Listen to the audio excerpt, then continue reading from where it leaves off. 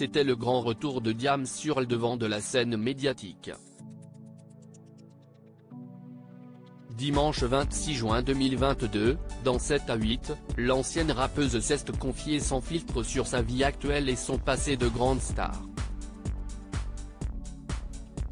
L'occasion pour elle de revenir sur un événement tragique de sa vie, lorsqu'elle était alors au sommet, son hospitalisation en clinique psychiatrique.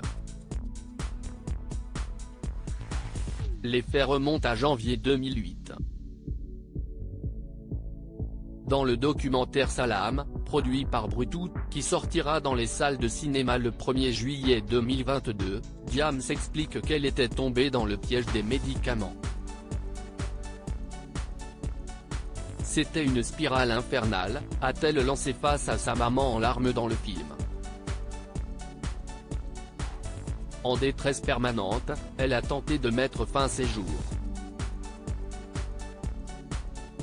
Moi, à ce moment-là, je suis quelqu'un qui est dans une tempête et qui avance.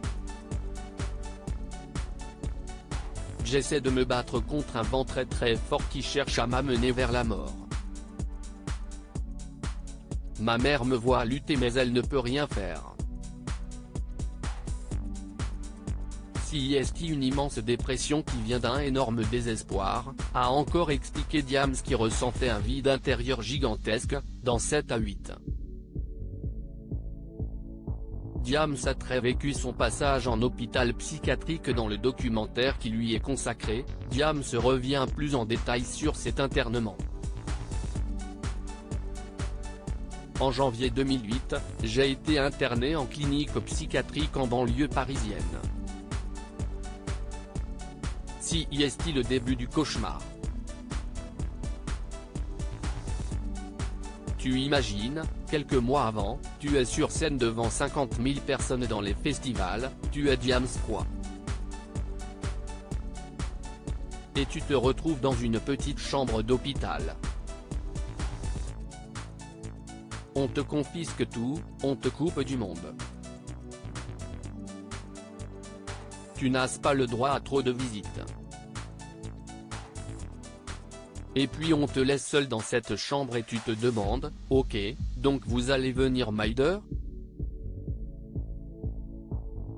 Ils te mettent des machines sur la tête, on essaye de voir comment va ton cerveau, on veut te faire parler sauf que tu te rends vite compte que parler 20 minutes à un psy qui t'écoute à peine ne va clairement pas te sauver. Et si même les spécialistes du cerveau ne pouvaient rien faire pour moi, je pense que dans ma tête j'ai un peu abandonné.